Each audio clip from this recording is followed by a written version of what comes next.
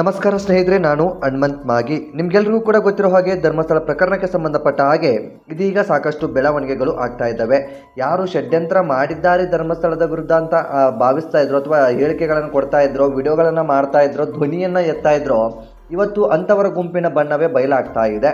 ಈ ಒಬ್ಬ ಸುಮಂತ್ ಅನ್ನೋ ವ್ಯಕ್ತಿಗೆ ಕಾಲ್ ರೆಕಾರ್ಡ್ಗಳು ನಿಮಗೆ ಈಗ ಸಾಕಷ್ಟು ಸಿಗ್ತಾ ಇದ್ದಾವೆ. ಡಿಜಿಟಲ್ ಮಾಧ್ಯಮದಲ್ಲಿ ಸಾಕಷ್ಟು ಸೋಷಿಯಲ್ ಮೀಡಿಯಾದಲ್ಲಿ ಹರಿದಾಡ್ತಾ ಇದ್ದಾವೆ. ಸೊ ಆ ಒಂದು ಕಾಲ್ ರೆಕಾರ್ಡ್ಗಳನ್ನು ನೀವು ಕೇಳಿದರೆ ಗೊತ್ತಾಗ್ಬಿಡುತ್ತೆ ಇಲ್ಲಿ ಯಾರ್ದು ಷಡ್ಯಂತ್ರ ನಡೀತಾ ಇದೆ, ಯಾರು ಷಡ್ಯಂತ್ರ ಮಾಡ್ತಾ ಇದ್ದಾರೆ ಎಂಬುದು. ಯಾಕೆಂತಂದರೆ ಈಗ ಬೇರೆಯವರನ್ನು ಯಾವ ಒಂದು ಆಧಾರದ ಮೇಲೆ ಷಡ್ಯಂತ್ರ ಮಾಡ್ತಾ ಇದ್ದಾರೆ ಅಂತ ಹೇಳಿದ್ರೋ ಗೊತ್ತಿಲ್ಲ. ಬದಲಿಗೆ ಇವರು ಏನು ಈಗ ಒಂದು ಕಾಲ್ ರೆಕಾರ್ಡ್ಗಳು ಓಡಾಡ್ತಾ ಇದೆಯಲ್ಲ, ಸುಮಂತ್ ಅನ್ನೋ ವ್ಯಕ್ತಿ ಮತ್ತು ಅವನ ಜೊತೆ ಇನ್ನೊಬ್ಬ ಫ್ರೆಂಡ್ ಮಾತನಾಡಿರುವಂಥದ್ದು. ಸೊ ಅದನ್ನೆಲ್ಲವನ್ನು ಕೂಡ ಗಮನಿಸಿದಾಗ ಇವರೇ ಷಡ್ಯಂತ್ರ ಮಾಡೋದಕ್ಕೆ ಹೊರಟಿದ್ದಾರೆ ಎಂಬ ಒಂದು ಖಂಡಿತವಾಗಿಯೂ ಖಚಿತವಾಗುತ್ತೆ. ಯಾಕೆ ಈ ಒಂದು ಮಾತನ್ನು ಹೇಳ್ತಾ ಇದ್ದೀನಿ ಅಂತಂದರೆ, ಈ ಚಂದನ್ ಅವರ ವಿರುದ್ಧವೂ ಕೂಡ ಒಂದಿಷ್ಟು ದುಡ್ಡಿನ ವಿಚಾರವಾಗಿ ದುಡ್ಡನ್ನು ತೆಗೆದುಕೊಂಡಿದ್ದಾನೆ. ಸೌಜನ್ಯ ಪ್ರಕರಣಕ್ಕಾಗಿರ್ಬೋದು ಅಥವಾ ಧರ್ಮಸ್ಥಳ ಪ್ರಕರಣಕ್ಕೆ ಸಂಬಂಧಪಟ್ಟ ಹಾಗೆ ಮಾತನಾಡೋದಕ್ಕೆ ಈ ವ್ಯಕ್ತಿ ದುಡ್ಡನ್ನು ತೆಗೆದುಕೊಂಡಿದ್ದಾನೆ ಎಂಬ ಒಂದು ಆರೋಪವನ್ನು ಈ ಸುಮಂತೆ ಮಾಡಿದ್ದ. ಇದಾದ ಬಳಿಕ ಸಾಕಷ್ಟು ಇದಕ್ಕೆ ಚಂದನ್ ಅವರು ಕೂಡ ಪ್ರತಿಕ್ರಿಯೆ ಮಾಡಿದ್ರು, ಕೆಲವು ದಿನ ಕಾಲಾವಕಾಶಗಳನ್ನು ಕೂಡ ಕೊಟ್ಟಿದ್ರು. ಅದಾದ ಬಳಿಕ ಇವನು ಪ್ರೂವ್ ಮಾಡೋದಕ್ಕೆ ಸಾಧ್ಯವಾಗಿಲ್ಲ ಎಂಬ ಒಂದು ಕಾರಣದಿಂದಾಗಿ ಮತ್ತೆ ಅವರು ಕಾನೂನಿನ ರೀತಿಯಲ್ಲಿ ಹೋರಾಟವನ್ನು ಮಾಡ್ತಾ ಇರುವಂತಹದ್ದು. ಒಟ್ಟಾರೆಯಾಗಿ ಒಂದು 25 ಲಕ್ಷನೋ ಹೆಚ್ಚು ಕಡಿಮೆ ಒಂದು ಈ ಆಸುಪಾಸಿನಲ್ಲಿ ಇವನಿಗೆ ಮಾನನಷ್ಟ ಮೊಕದ್ದಮೆಯನ್ನು ಹಾಕಿರ್ತಕ್ಕಂತಹದ್ದು. ಇನ್ನು ಸಂಬಂಧಪಟ್ಟ ಹಾಗೆ ಅದಕ್ಕೆ ತನಿಖೆ ನಡೀತಾ ಇದೆ. ಕಾನೂನಿನ ಕ್ರಮ ಏನಿರುತ್ತೋ ಅದು ಜರುಗ್ತಾ ಇರುವಂಥದ್ದು. ಇನ್ನು ಈ ಸುಮಂತ್ ಅವನ ಫ್ರೆಂಡ್ನ ಜೊತೆ ಒಂದಿಷ್ಟು ಮಾತನಾಡಿರ್ತಕ್ಕಂತಹ ಕಾಲ್ ರೆಕಾರ್ಡನ್ನ ನೀವು ಗಮನಿಸಿದ್ರಿ ಅಂತ ಅಂದ್ಕೊಳ್ತೀನಿ. ಯಾಕೆ ಈ ಒಂದು ವ್ಯಕ್ತಿ ಈ ರೀತಿಯಾಗಿ ಮಾಡಿದ್ನೋ ಗೊತ್ತಿಲ್ಲ. ಎಲ್ಲೋ ಒಂದು ಕೆಲಸ ಮಾಡಿಕೊಂಡು ಇದ್ದ ಅಂತ ಹೇಳಲಾಗ್ತಾ ಇದೆ. ಯೂಟ್ಯೂಬ್ನ ಮಾಡಿಕೊಂಡು ಇರುವಂತಹ ವ್ಯಕ್ತಿ ಅಂತ ಹೇಳಲಾಗ್ತಾ ಇದೆ. ಮಾಡಲಿ, ಯಾರು ಕೂಡ ಯಾವ ಕೆಲಸವೂ ಕೂಡ ಕಡಿಮೆ ಅಲ್ಲ, ಯಾವ ಕೆಲಸವೂ ಕೂಡ ಅತಿ ಶ್ರೇಷ್ಠವಲ್ಲ. ಎಲ್ಲ ಕೆಲಸವನ್ನು ಕೂಡ ಮಾಡಿದಾಗಲೇ ಮಾತ್ರ ಸಮಾಜದಲ್ಲಿ ಸಮತೋಲನ ನಡೆದುಕೊಂಡು ಹೋಗೋದಕ್ಕೆ ಸಾಧ್ಯ. ಈಗ ಪ್ರಧಾನಮಂತ್ರಿ ಕೆಲಸವನ್ನು ಎಲ್ಲರೂ ಕೂಡ ಮಾಡೋದಕ್ಕಾಗೋದಿಲ್ಲ, ಹಾಗಂತ ಚಪ್ಪಲಿ ಹೊಲಿಯುವ ಕೆಲಸವನ್ನು ಎಲ್ಲರೂ ಕೂಡ ಮಾಡೋದಕ್ಕಾಗೋದಿಲ್ಲ. ಈಗ ಅವರವರ ಕೆಲಸಗಳು ಅವರಿಗೆ ಶ್ರೇಷ್ಠ ಅಂತಲೇ ಹೇಳ್ಬಹುದು. ಯಾಕೆ ಈ ಒಂದು ಮಾತನ್ನು ಹೇಳ್ತಾ ಇದ್ದೀನಿ ಅಂದರೆ, ಬೇರೆ ರೀತಿಯಲ್ಲಿ ಇದನ್ನು ತಿರುಚಿಕೊಳ್ಳೋದಕ್ಕೆ ಹೋಗ್ಬೇಡಿ. ಯಾಕೆಂತಂದರೆ ತಪ್ಪುಗಳನ್ನು ಹುಡುಕೋರು ಚಪ್ಪಲಿ ಹೊಲಿಯೋದು ಅಂದರೆ ಕೇವಲ ಅಂದ್ಕೊಂಡ್ಬಿಟ್ಟು ಅದನ್ಯಾಕೆ ಎತ್ಕೊಂಡೆ ಬೇರೆ ವಿಚಾರವನ್ನು ಮಾತನಾಡೋದಕ್ಕೆ ಆಗೋದಿಲ್ವ ಅಂತ ಅಂದ್ಕೊಳ್ಳೋದಕ್ಕೆ ಹೋಗಬೇಡಿ. ಬದಲಿಗೆ ನಾನು ಹೇಳ್ತಾ ಇರುವಂಥದ್ದು, ಯಾವ ಕೆಲಸವೂ ಕೂಡ ಕಡಿಮೆ ಇಲ್ಲ. ಅದೇ ರೀತಿಯಾಗಿ ಈ ಸುಮಂತ್ ಕೂಡ ಒಂದು ಯಾವುದೋ ಹೋಟೆಲ್ನಲ್ಲೋ ಅಥವಾ ಯಾವುದೋ ಕಡೆ ಕೆಲಸ ಮಾಡ್ತಾ ಇದ್ದಂತ ಹೇಳಲಾಗ್ತಾ ಇದೆ, ಗೊತ್ತಿಲ್ಲ.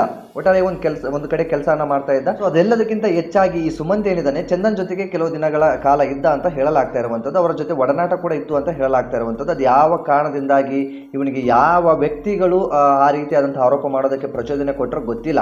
ಒಟ್ಟಾರೆಯಾಗಿ 50 ಲಕ್ಷಕ್ಕೆ ಸಂಬಂಧಪಟ್ಟ ಹಾಗೆ ಆರೋಪವನ್ನು ಮಾಡೋದಕ್ಕೆ ಪ್ರಾರಂಭಿಸಿದ. ಅದೆಲ್ಲವೂ ಕೂಡ ನಿಮಗೆ ಗೊತ್ತಿರುವಂತಹ ವಿಚಾರ. ಈಗ ಈ ಸುಮಂತ್ ಏನು ಧರ್ಮಸ್ಥಳ ಪ್ರಕರಣಕ್ಕೆ ಸಂಬಂಧಪಟ್ಟ ಹಾಗೆ ಮಾತನಾಡ್ತಾ ಇದ್ದಾನೆ, ಅಥವಾ ನಾನು ಒಬ್ಬ ಹಿಂದೂ ಹೋರಾಟಗಾರ ಅಂತ ಕೇಸರಿ ಶಾಲ್ ಹಾಕೊಂಡು ದಿಮಾಕ್ ಮಾಡ್ತಾ ಇದ್ದಾನೆ. ಸೊ ಅದನ್ನೆಲ್ಲವನ್ನು ಕೂಡ ಗಮನಿಸಿದಾಗ ಇವನು ಯಾವುದೋ ಒಂದು ಕಡೆಯಿಂದ ಹಾರಿ ಬಂದಿರೋ ಪಕ್ಷಿ ಅಂತ ಕೆಲವೊಬ್ಬರಿಗೆ ಮೇಲ್ನೋಟಕ್ಕೆ ಅನಿಸ್ತಾ ಇತ್ತು. ಇನ್ನು ಜೊತೆಗೆ ಕೆಲವೊಂದಿಷ್ಟು ರೆಕ್ಕಿ ಬಲ್ತಿರುವಂಥ ಹಕ್ಕಿಗಳು ಕೂಡ ಜೊತೆಗೆ ಇದ್ವು ಇವನ ಜೊತೆಗೆ. ಗಮನಿಸಿದ್ರಿ ಅಂತ ಅಂದ್ಕೊಳ್ತೀನಿ. ಅದು ಏನು ಮಾತನಾಡ್ತಾ ಇದ್ರು, ಏನು ಭಾಷಣಗಳು, ಅಬ್ಬಾ ಎಲ್ಲವನ್ನು ಕೂಡ ಗಮನಿಸ್ತಾ ಹೋದರೆ ಏನೋ ಆಗ್ತಾ ಇದೆ ಅಂತ ಅಂದ್ಕೊಂಡಿದ್ವಿ. ಸೊ ಯಾರ್ದು ಒಂದು ಮುಖವಾಡವನ್ನು ಇವರು ಕಳ್ಚಾಕ್ಬಿಡ್ತಾರೆ ಅಂತ ಅಂದ್ಕೊಂಡಿದ್ವಿ. ಇವತ್ತು ಅವರ ಮುಖವಾಡವನ್ನೇ ಅವರು ಕಳ್ಚಾಕುವಂಥ ಪರಿಸ್ಥಿತಿಯಲ್ಲಿ ಬಂದು ತಲುಪಿದ್ದಾರೆ. ಸೊ ಈ ವ್ಯಕ್ತಿಗಳಿಗೆ ಧರ್ಮಸ್ಥಳ ಪ್ರಕರಣಕ್ಕೆ ಸಂಬಂಧಪಟ್ಟ ಹಾಗೆ ಏನೇನು ಬೆಳವಣಿಗೆ ಆಗಿದೆ ಅಂತ ಗೊತ್ತಿಲ್ಲ. ಇನ್ನು ಸೌಜನ್ಯ ಪ್ರಕರಣಕ್ಕೆ ಸಂಬಂಧಪಟ್ಟ ಹಾಗೆ ಈ ಸೌಜನ್ಯ ಪ್ರಕರಣದ ಡೀಟೇಲ್ಸ್ಗಳು ಇವರಿಗೆ ಗೊತ್ತಿಲ್ಲ.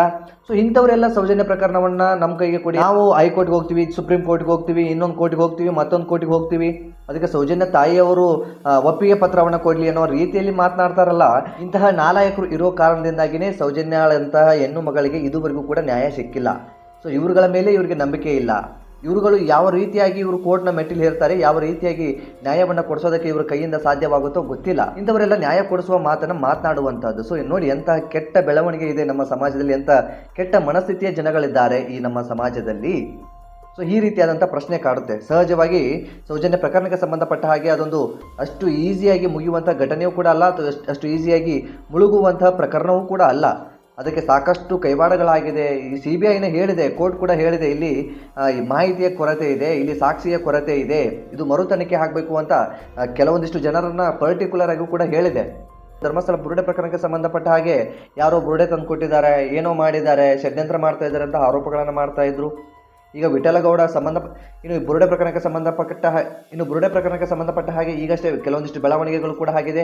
ವಿಠಲಗೌಡ ಬುರುಡೆ ತಂದುಕೊಟ್ಟ ಎಂಬ ಒಂದು ಕಾರಣದಿಂದಾಗಿ, ಅಥವಾ ವಿಠಲಗೌಡನ ಪ್ರತ್ಯಕ್ಷ ಸಾಕ್ಷಿ ಈ ಬುರುಡೆ ತಂದುಕೊಟ್ಟೋದಕ್ಕೆ ಎಂಬ ಒಂದು ಕಾರಣದಿಂದಾಗಿ ಅವನನ್ನು ಬಂಗ್ಲೆ ಗುಡ್ಡಕ್ಕೆ ಕರ್ಕೊಂಡು ಹೋಗ್ತಾರೆ. ಮೊದಲನೇ ದಿನ ಅಂದರೆ ಫಸ್ಟ್ ಒಂದು ಕರ್ಕೊಂಡು ಹೋಗ್ತಾರೆ. ಆ ಒಂದು ಸಂದರ್ಭದಲ್ಲಿ 3 ಅಸ್ಥಿ ಪಂಜರ ಸ್ಕೆಲೆಟಿನ್ಗಳು ಸಿಗುತ್ತೆ. ಅದೇ ರೀತಿಯಾಗಿ ಎರಡನೇ ಬಾರಿ ಮಹಜರ್ಗೆ ಹೋದಂತಹ ಸಂದರ್ಭದಲ್ಲಿ 5 ಸ್ಕೆಲೆಟಿನ್ಗಳು ಸಿಗುತ್ತೆ. ಸೊ ಈ ರೀತಿಯಾಗಿ ಕೆಲವೊಂದು ಮಾಧ್ಯಮಗಳಲ್ಲಿ ವರದಿಯಾಗಿರ್ತಕ್ಕಂಥದ್ದು. ಸೊ ಇದು ಅಧಿಕೃತವಾದಂಥ ಮಾಹಿತಿ ಅಲ್ಲ, SIT ಕಡೆಯಿಂದ ಇದು ಅಧಿಕೃತವಾದಂಥ ಮಾಹಿತಿ ಅಂತ ಹೇಳೋದಕ್ಕಾಗೋದಿಲ್ಲ. SIT ಅವರು ಯಾವುದೇ ಕಾರಣಕ್ಕೂ ಅಧಿಕೃತವಾದಂತಹ ಮಾಹಿತಿನ ಈ ಸದ್ಯಕ್ಕೆ ಕೊಡೋದಿಲ್ಲ ಬಿಡಿ, ಅದು ಬೇರೆ ವಿಚಾರ. ಈ ಕೆಲವೊಂದು ಬಲ್ಲ ಮೂಲಗಳಿಂದ ಬಂದಿರುವಂಥ ಮಾಹಿತಿಯ ಪ್ರಕಾರ ಈ ರೀತಿಯಾದಂಥ ಬೆಳವಣಿಗೆ ಆಗಿದೆ ಅಂತ ಹೇಳಲಾಗ್ತಾ ಇದೆ. ಸೊ ಇಂತಹ ಒಂದು ಬೆಳವಣಿಗೆ ಆಗ್ತಾ ಇರುವಂಥ ಸಂದರ್ಭದಲ್ಲಿ ಈ ಯಾವನೋ ಒಬ್ಬ ಸುಮಂತ್ ಅಂತ ಬಂದ್ಬಿಟ್ಟ ಏನೇನೋ ಮಾಡ್ತೀನಿ, ಇನ್ನೇನೋ ಮಾಡ್ತೀವಿ, ಹಾಗೆ ಮಾಡ್ತೀವಿ, ಈಗ ಮಾಡ್ತೀವಿ, ಹಿಂದೂ ಧರ್ಮವನ್ನ ಕಾಲಲ್ಲಿ ಹಾಕಿ ತುಳಿಯೋದಕ್ಕೆ ಪ್ರಯತ್ನವನ್ನ ಮಾಡ್ತಾ ಇದ್ದಾರೆ. ಯಾವನೋ ಒಬ್ಬ ಮುಸಲ್ಮಾನ ಸೌಜನ್ಯ ಪ್ರಕರಣದ ಬಗ್ಗೆ ಮಾತನಾಡಿದರೆ ಅದು ತಪ್ಪು ಅನ್ನೋ ರೀತಿಯಲ್ಲಿ ಮಾತನಾಡೋ ಮನಸ್ಥಿತಿ ಇರುವಂತಹ ಜನರ ಮಧ್ಯೆ ಸೌಜನ್ಯಾಳಿಗೆ ಇವರು ಎಲ್ಲಿಂದ ನ್ಯಾಯ ಕೊಡಿಸೋದಕ್ಕೆ ಸಾಧ್ಯ? ನನಗೆ ಒಂದು ಕ್ಷಣ ನಗು ಬರೋದಕ್ಕೆ ಪ್ರಾರಂಭವಾಗುತ್ತೆ. ಯಾಕೆ ಕೇಸರಿ ಶಾಲ್ ಹಾಕಿದ ತಕ್ಷಣ ಎಲ್ಲರೂ ಕೂಡ ಹಿಂದೂ ಧರ್ಮವನ್ನು ರಕ್ಷಣೆ ಮಾಡೋದಕ್ಕೆ ಸಾಧ್ಯವಿಲ್ಲ, ಹಿಂದೂ ಧರ್ಮವನ್ನ ಅಷ್ಟು ಈಸಿಯಾಗಿ ಮುಳುಗಿಸೋದಕ್ಕೂ ಯಾರಿಂದ ಕೂಡ ಸಾಧ್ಯವಿಲ್ಲ. ಸೊ ಏನೇನೋ ಮಾಡ್ತೀವಿ, ನಮ್ಮ ಜೊತೆ ಯಾರೋ ಇದ್ದಾರೆ, ಯಾರೋ ಒಬ್ರು ರೆಕ್ಕೆ ಬಲ್ತಿರುವಂತ ವ್ಯಕ್ತಿಗಳು ನಮ್ಮ ಜೊತೆಗಿದ್ದಾರೆ ಅಂದ ತಕ್ಷಣ ಹಾರಾಡೋದಕ್ಕೆ ಹೋಗಬಾರ್ದು. ಹಾರಾಡೋದಕ್ಕೆ ಹೋಗೋದ್ರೆ ಅತಿ ಹೆಚ್ಚು ಮೇಲೆ ಹಾರಾಡೋದಕ್ಕೆ ಹೋದ್ರೆ ಈ ರೀತಿ ರೆಕ್ಕೆ ಕಟ್ಟಾಗಿ ಕೆಳಗಡೆ ಬೀಳುವಂತ ಪರಿಸ್ಥಿತಿ ನಿಮ್ಗಳಿಗೆ ಬರುತ್ತೆ.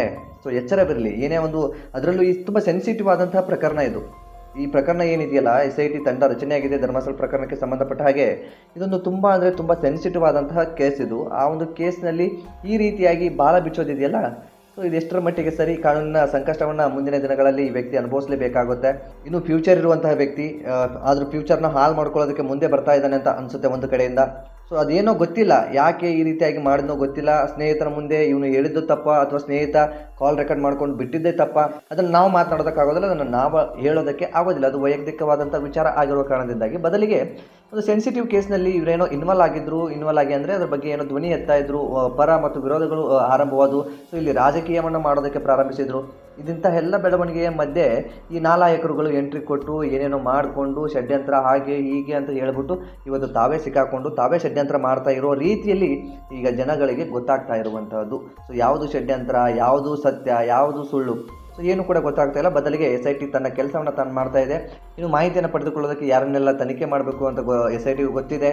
ಸೊ ಆ ರೀತಿಯಾಗಿ ಎಲ್ಲ ತನಿಖೆಯನ್ನು ಕೂಡ ಮಾಡ್ತಾ ಇದೆ. ಅದರ ಬಗ್ಗೆ ನಾವು ಹೆಚ್ಚು ಮಾತನಾಡೋದಕ್ಕೆ ಹೋಗೋದಿಲ್ಲ. ಯಾಕೆಂತಂದರೆ ತನಿಖೆ ಚುರುಕಾಗಿರುವುದರಿಂದ, ತನಿಖೆ ತುಂಬ ಒಳ್ಳೆಯ ಮಟ್ಟದಲ್ಲಿ ಸಾಗ್ತಾ ಇರುವುದರಿಂದ ಅದರ ಬಗ್ಗೆ ನಾವು ಹೆಚ್ಚು ಮಾತನಾಡೋದಕ್ಕೆ ಹೋಗೋದಿಲ್ಲ. ಬದಲಿಗೆ ಇಂಥ ಒಂದು ಕೆಟ್ಟ ಬೆಳವಣಿಗೆ ಆಗಿದೆಯಲ್ಲ ಸಮಾಜದಲ್ಲಿ, ದಾರಿ ತಪ್ಪಿಸುವಂಥ ಜನಗಳನ್ನ ದಾರಿ ತಪ್ಪಿಸುವಂಥ ಕೆಲಸವನ್ನು ಮಾಡುವಂಥ ಕೆಲವೊಂದಿಷ್ಟು ಮೂರ್ಖ ಜನರಿದ್ದಾರಲ್ಲ, ಸೊ ಅವರ ಬಗ್ಗೆ ಮಾತನಾಡಲೇಬೇಕಾಗಿರ್ತಕ್ಕಂಥದ್ದು ನಮ್ಮ ಒಂದು ಕರ್ತವ್ಯ ಕೂಡ ಹೌದು.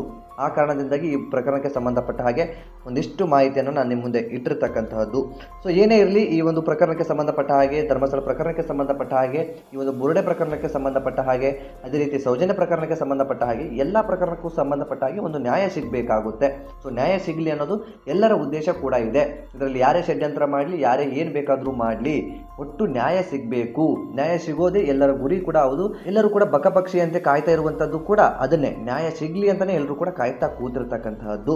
ಸೊ ಈ ಒಂದು ನಾಲಾಯಕನ ಬಗ್ಗೆ ನಿಮ್ಗೆ ಅನ್ಸುತ್ತೆ ಸ್ನೇಹಿತರೆ, ಕಮೆಂಟ್ ಬಾಕ್ಸ್ ಅಲ್ಲಿ ಮೆನ್ಷನ್ ಮಾಡಿ. ನೀವೇನಾದ್ರೂ ಮೊದಲ ಸಲ ನಮ್ಮ ಚಾನಲ್ ನೋಡ್ತಿದ್ರೆ ಈ ಕೂಡಲೇ ಸಬ್ಸ್ಕ್ರೈಬ್ ಮಾಡಿ, ಗಂಟೆ ಬಟನ್ ಕೂಡ ಕ್ಲಿಕ್ ಮಾಡಿಕೊಳ್ಳಿ. ಮತ್ತೆ ಮುಂದಿನ ವಿಡಿಯೋದಲ್ಲಿ ಸಿಗೋಣ. ನಮಸ್ಕಾರ.